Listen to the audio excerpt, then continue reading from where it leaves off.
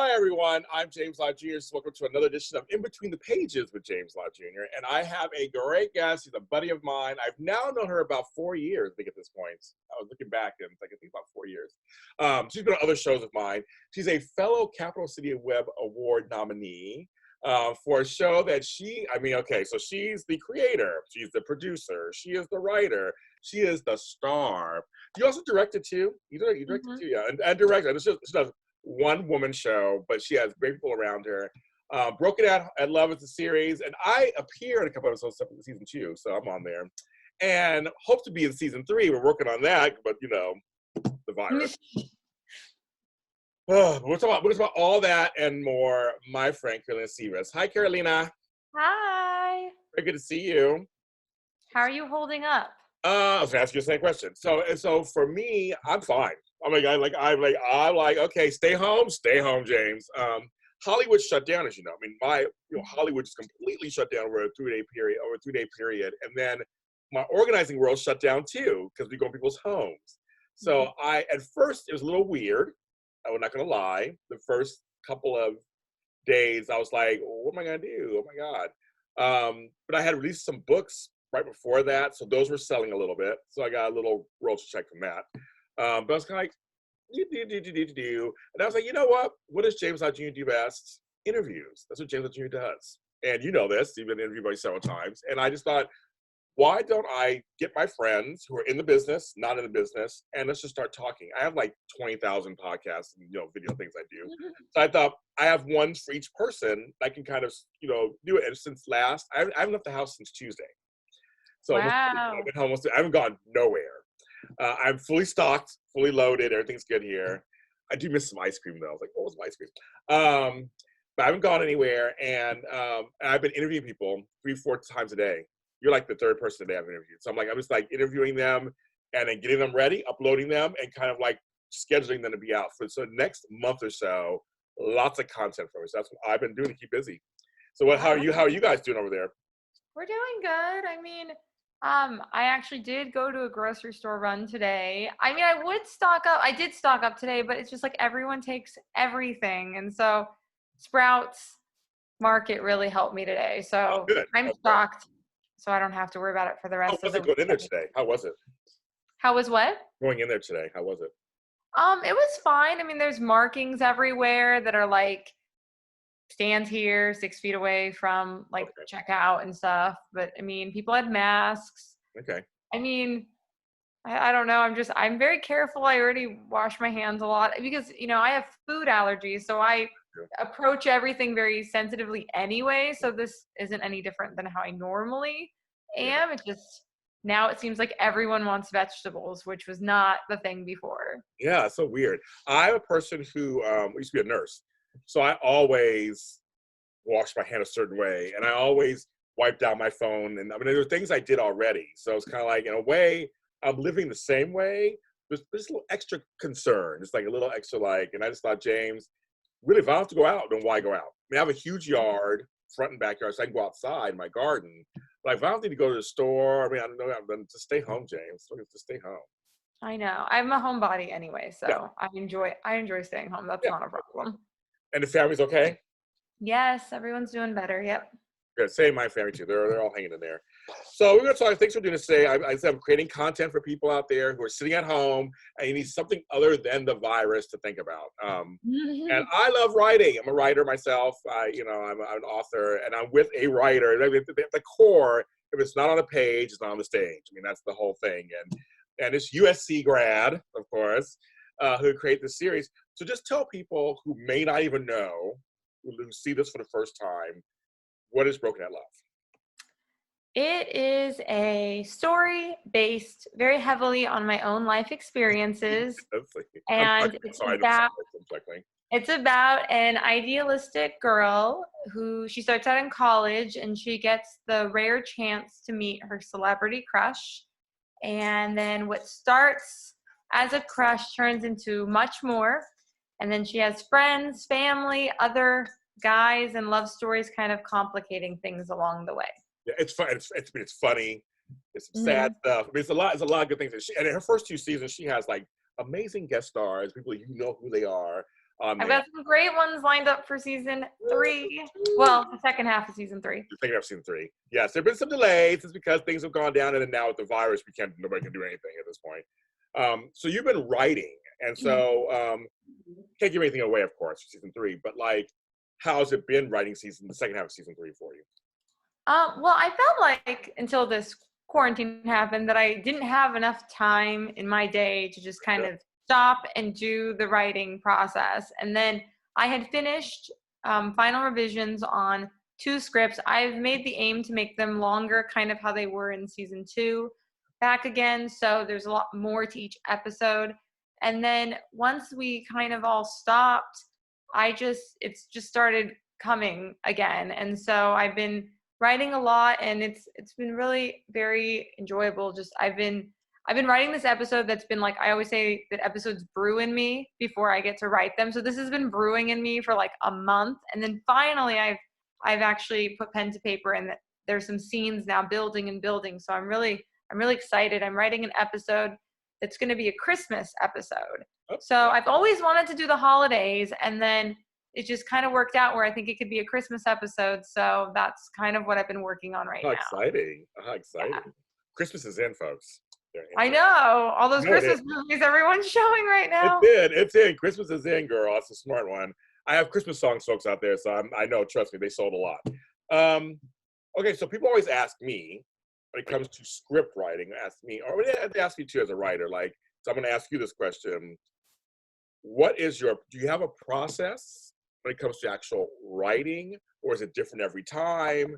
You know, what is the kind of process of you writing? I think it's the same every time. I always write it by hand first and start it that way, and then I go to a computer and finish it. So it almost never starts at the computer. I always kind of make an outline and then try to fill in the outline, and then from there, once I take it to the computer, then it just kind of let it. Why do you write by hand? Why is it important for you to write by hand? I wrote, when I was in college, when I was in high school, I wrote essays by hand. I think I was the only one who at the time. I just, for some reason, I think faster, than I type. So if I go like this and I start writing it out, it goes a lot quicker, and I can catch up faster with my thoughts. I'm a little older than you are, a lot older. But so I come from writing, and so I tell people all the time. I'm gonna show people on, because for those of you who are listening to this, there's a YouTube video of this. You'll see it. But I have notepads with all my ideas. Yeah, see, look, we're showing our notepads. So I write, and I know I'm a dinosaur. That's why I write. Because it comes from my time, because when I came up, there were no computers. So we had typewriters, but we had no computers. For me, like you, I get great. I just wrote little notes for my video. It's just my thoughts are fast. So yeah.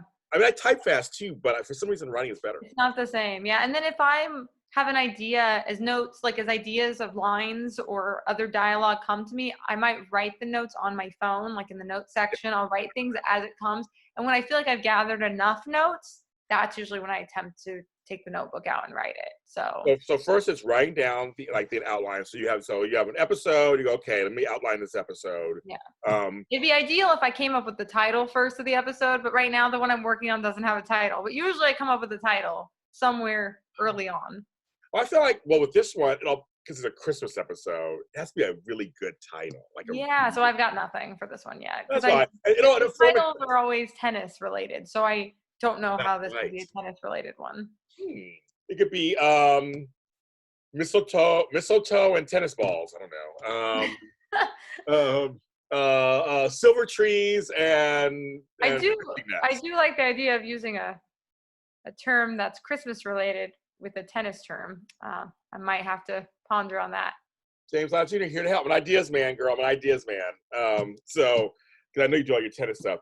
Okay, so you do it. You do an outline, and then you finally go to the computer with your notes, your outline, and you actually do scene by scene. And wow, okay. Yeah. I'm very obsessive. I'll go through the same scene and just kind of read it, and then until it leads me to the next one, and just kind of go and go and go off of that. Wow, that's interesting. I think what's funny is dialogue is one thing. When you write a story, you can write a story, but actual dialogue needs to sound realistic. Yeah. It needs to sound like your characters. So is your brain just jumbled with characters? Like just like this is like yeah. And one of the things that I'm doing now, which I think I was in an interview with Take Two Radio. Oh yeah. I think it was a year ago, and they had asked me, and they said, "Are you willing to write things that are not totally based on truth?" And although everything I'm writing still is based on truth, I kind of am more flexible now. So, I mean, if I'm working with actors, I write to kind of fit the actor. And I've been writing stuff that might be based on truth, but not necessarily scene by scene, something that I lived. And so I'm fine that I'm being more creative. And sorry, my puppy is under here pushing. We're at home, folks. Real life, people. Real life.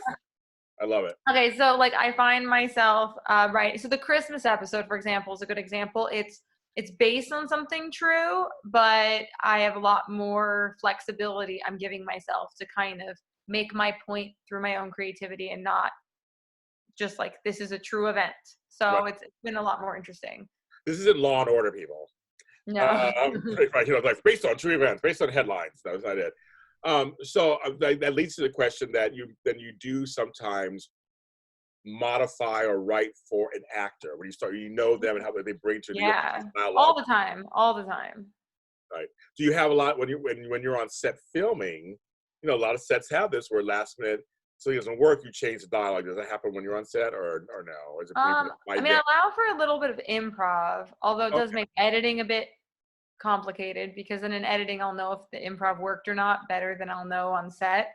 But I mean, I don't like type out a new page and hand it to anybody. I might say change this line or say this instead, but I mean, I harp at the script so much before I get there. I try to keep it as close to what it is, but usually a lot of episodes don't, match word for how I planned it and kind of change as we go.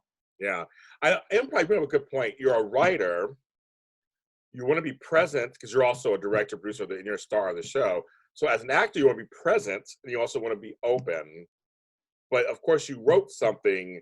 So improv would be a difficult thing in terms of. Well, I do it. I mean, but then I don't think about it because I do it because I can, like I know the script and I can know if there's like a monologue, let me just, riff on it or whatever. And I'll do that.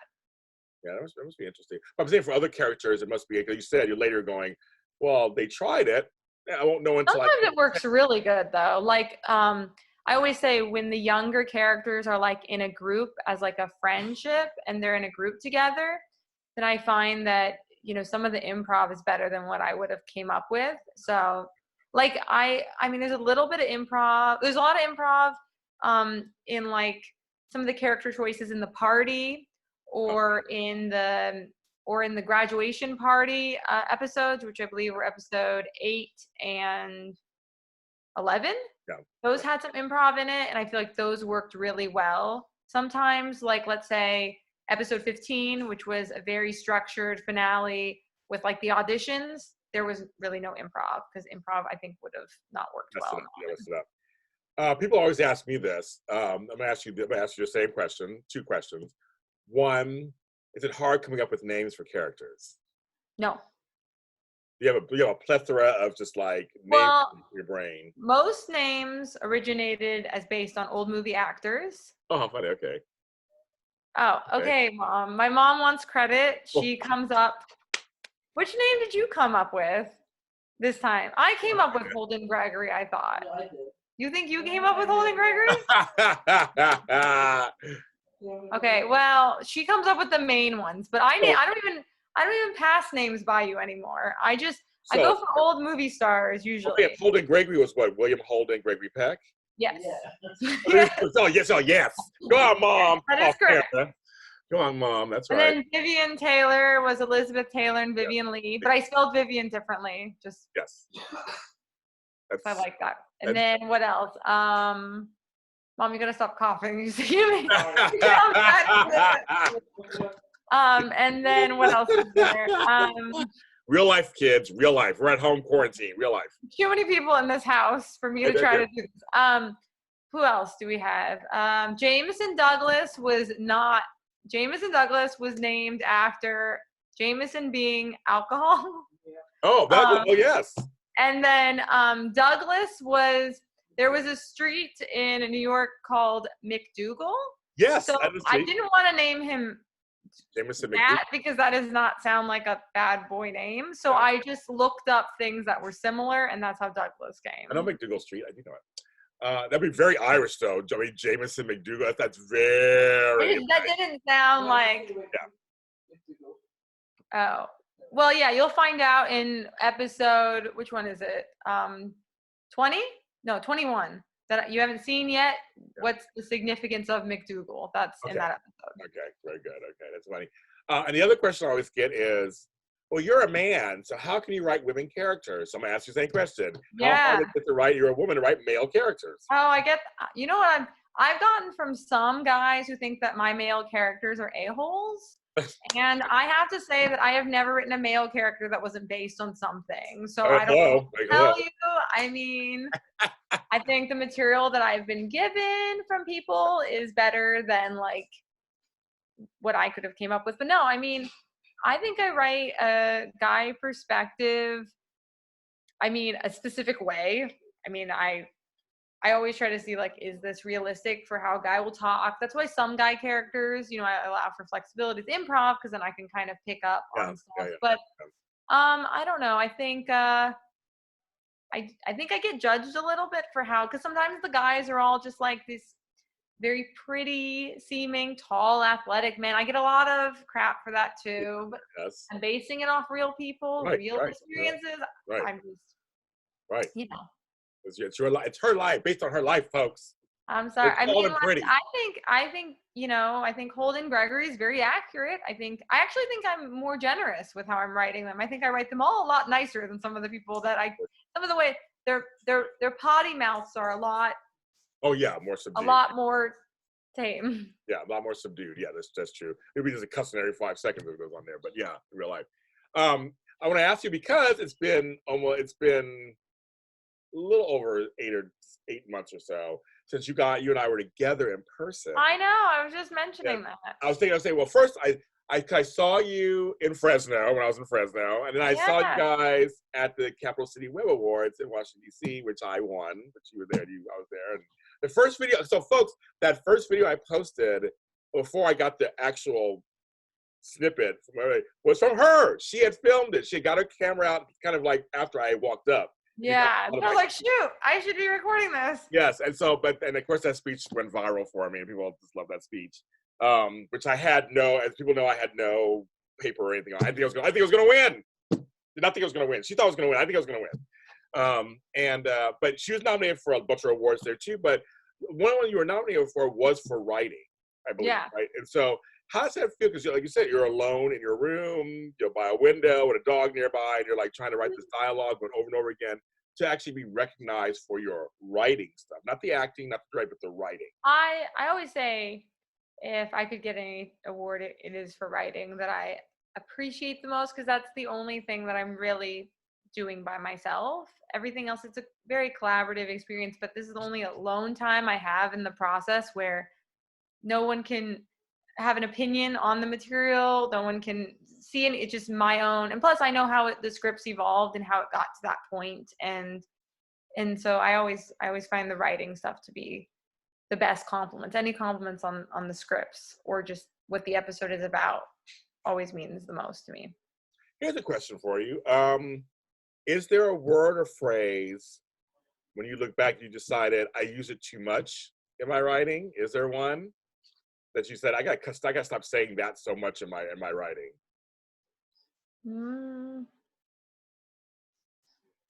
Is there, Mom? Well, did I say too much? And some of my early books, I kept saying so. No, in the script, not to you. No, in the script.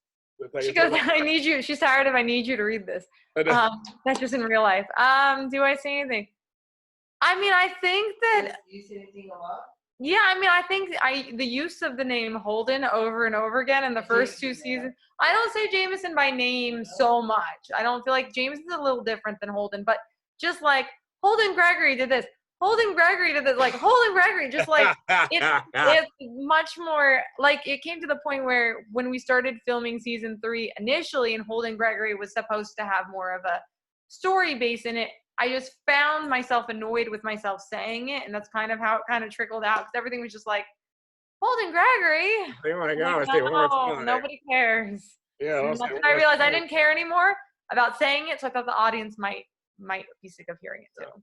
Well, I know there's in writing, there's certain things we fall on sometimes, we fall back on sometimes, and that does happen, especially when you're writing a series or a series of books or whatever. It can happen. I was just curious if you had that's pretty funny, actually, saying his name over and over again. I think it's his name. That's the only thing that's like triggered me to think like, okay, too much. Yes. When do you do your best writing? During the day, if I have or nighttime, now that I'm quarantined with more than one person, I find nighttime when everyone's asleep to be a better time. I try to write during the day during this quarantine, and my puppy will literally sit on my notebook. He will push on my papers. Aww. You can tell they're already they're all bent and all the time. So that's so So funny. usually just anytime I can have a moment by myself, but I'll dwell on it usually during the day, and then at night I'll start writing. Wow. Okay, so now writing for yourself, is that really is that a blessing? I mean, is that really easy for you? Like, because you know yourself, you know your ability, or is it harder to write for yourself? I think early on my issue was I thought I'm not writing myself things that are hard enough, that is like, oh, it's not showing everything. It's not like, like I was trying too hard in the beginning. And then once I let that go and thought I'm just trying to write for the story and I don't look at it as anything different until it's time to act it out. Yeah. That's a different thing. So, but yeah, in the beginning I was like, oh my gosh, she should be fighting with people. She should be crying. She should be doing this, that. And like, I didn't like, in the beginning it was such a lead up, so she was still so like naive, and it was just a lead into her emotions, and I couldn't just start with like the first episode her crying. I mean, it took 15 episodes until I even cried in this, and so it's just one of those things where I was putting a lot of pressure on myself that it needed to be this, that, and not so much. I mean, I still do that now because I feel like I should show her evolve this way or that way, but I mean, I don't know if that's more of a writing issue too, thinking I'm not writing anything hard enough for myself. That's an interesting point, though, because you're the actress in it too, so you want to showcase your abilities. So if if other people are looking and they go, "Oh, she's a good actress," they're looking at you probably as a producer, as a writer, and as an actress. They're probably going, "Okay, well, you want to show a range. Obviously, you're the lead. You're kind of carrying the show. You want to make sure, but then you're writing it. So I guess you're like, I don't want to seem like I'm coming across too hard. We're like, and here's the crying scene, here's the laughing scene, here's this scene, here's the breakdown, like all in one episode. So you can say, okay, that's a little much, folks.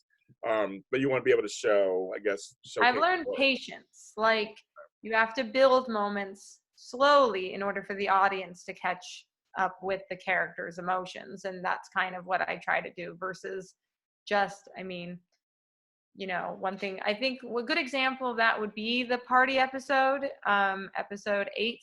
I feel like I had a really long monologue in there, and I didn't know when I wrote the monologue how effective or how much attention that monologue was going to get. I wrote it strictly thinking it was just another piece of the story. And it was one of those things where we were on set, and when I did it, and once we got the right take, because it was a one-take scene, and then once we got it, I said to myself, I was like, I think this is like a moment for the show, and it just felt like it, and it turned out it's still like people's favorite. Yeah, it's a good one. And I was going to ask you, is it easier for you to remember your lines as an actress because you wrote it? Well, I think I told you this in an interview before, but in like season 1, I didn't memorize anything. Yeah, I remember that. I mean, I read the scripts over and over as I'm writing them. Yeah. So that monologue, for example, I wasn't totally off book on, and one of the last takes, which is the takes that we have, I just started riffing off of pure personal emotion at the time. I mean, it was 2012. I was still very immersed into the real life story that I was telling. And so I kind of just went off on improv, and that's how I got a lot of the lines. You've been married to this show and script for a long time. Not on purpose, but for some reason I cannot shake it. I don't know. Every time I think I'm done, I'm not done. And then with this Jameson Douglas story, I kind of bred new life into the show, and now I feel like, you know, it's not Vivian and Holden anymore. It's Vivian with the addition of now New York, with the addition of Jameson, with the addition of this, that, and another. So it's like I'm in a different direction with it. And there's something satisfying about living an experience and then writing it out. And sometimes I will live an experience in life now and think, well, I mean, at least I can write about this. And exactly right. Something I enjoy about doing that I don't know. I hope that I shake in some capacity, or this will never end, but I'm trying to get everything out in this season. I guess you could, this could go on for many seasons, or you could end it. I guess it can go in any direction. But one of the things that you did was you did switch up scenery. You went from LA to New York. Which some series do that and it doesn't work, and it falls flat, or they do the opposite. They go from New York to LA and it falls, because both cities are so different, right? We both know this. They're so different, aren't they? How did New York inform your series when you went there? Okay, so the thing, I went on your show right before I was like, I told you I wanted to go to New York, and I had these scripts. I remember. I had these scripts. I had 5 of them, and I said, I'm going to start with 5. I went and I stayed with the woman who plays my mom. I remember that. Stayed for 2 weeks, and I planned to make these episodes. But instead, I just learned so much about New York, and immediately I learned how different New York men were. So taking these LA-based scripts and trying to make them match New York really, in my opinion, did not work. So it became a matter of stopping. I lived in New York. Like shortly, I think a month later, I ended up moving there.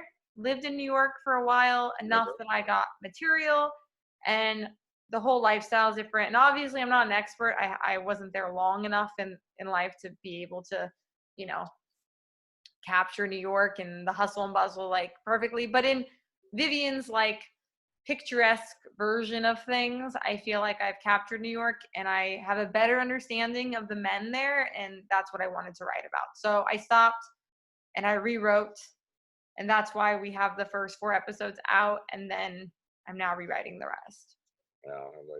I just figure you made a good point that, you know, LA men are different than New York men.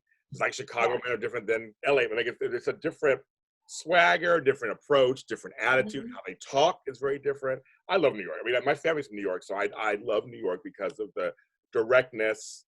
The weather's just different. Everybody takes the subway. It's a whole different lifestyle than being in the LA car, sun, 24/7 kind of laid back circuit out here. And one of the things about New York is people aren't sitting in their house having conversations, which was very heavily how we approached LA. And a lot of the scenes we did, everyone is at a concert or at a bar, or, you know, they go out to the park. So we started to, set up scenes differently than I would have known prior to being there. New York, very, very different. I was always, whenever I go to New York, I'm always at some either small restaurant, or some cafe, or a bar. And that's all the conversations happen. Because in New York, everybody's houses are too small. Their apartments are too small. That's all. They're tiny, so you can't get together. People do, but you can't really do it. So they go somewhere else. People go out in LA, not as much in LA. In New York, people go out in New York. That's it. It's a total, and it's 24/7. You know, like I've had dinner at 2 a.m. It's completely. I love New York so much. I haven't been in so long. I can't go right now. No. I'm missing it so much. It's my magic city. So that's my. I always say it's my magic city, and there's no place like it. I love LA, folks. Don't get me wrong. My LA people, I love LA and I love living here, but New York is my magic city. I just do love it very much. And you had a little thing there. People were asking me about you. What is your ethnic background? People want to know. I know what it is, but people want to know what your ethnic background is. They're just curious. People ask you about that? Okay, well, let's start. I'll start this with, here's the thing about New York. Yes. I was in New York And almost every other day, some random person would stop me and ask me if I was a particular ethnicity, all of which were wrong. I got everything. You name it, we were filming once on the street in Greenwich Village, and this guy asked me if I was Russian and then started to speak to me in different languages. And then I think I've gotten Polish. I have gotten, what else? Italian. I get Italian all the time. And it's usually people are of the ethnicity in which they ask me if I am. I mean, the list is endless. And sometimes they will like follow me down the street, convinced that I am not telling them. This is like New York. This rarely happens in LA. I think one time somebody asked me not. Yeah. But in New York, it's like people will stop what they're doing and ask me. It's very, very strange. I took one of those little DNA things. Yeah, okay. And I'm still 100% exactly what I thought I was, which is Armenian. Hey, where is he? I tell you folks, he's Armenian people. Nobody gets that. Greek I get a lot, but I think I mostly get Italian. Because of your last name and your name. They're not knowing my name, though. They're basing this totally on the fact that I know I'm ethnic looking. I don't know. Yeah, I know. It's so weird. You are ethnic looking. That part is true. But folks are like, well, what? I mean, what is she? And I'm like, well, she's Armenian. I know that. But but I think there's the assumption is your last name is an end in YAN or IAN. So they're like, well, she's Armenian. Once, many, many moons ago, I guess. Not during my time. You know, this is what it is. I was curious. Thanks for being on the show and telling me a little about your process. And you know, you're my buddy, and I'm sad that we can't do nothing because right now we're on lockdown, so to speak. But at some point, I will have like a pile of scripts ready by the time this lockdown is over. Yeah, I hope. Yeah, you will. You know, you're going to, and I think I'm in one of them, so I'll be very excited to at least I'll be in one or so of them, and I'll be happy to get my acting chops together and do. I saw that piece of script you sent me from like last year. I read across the other. I was cleaning out my stuff. You sent me. I got new scripts. Once I get the third one, then I'll send you all of the first three. Then you can see. Don't share it with anybody. Of course not.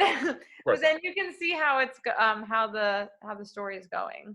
Yeah, I won't do that. So tell folks out there where they can find you and Broken at Love and all that kind of stuff.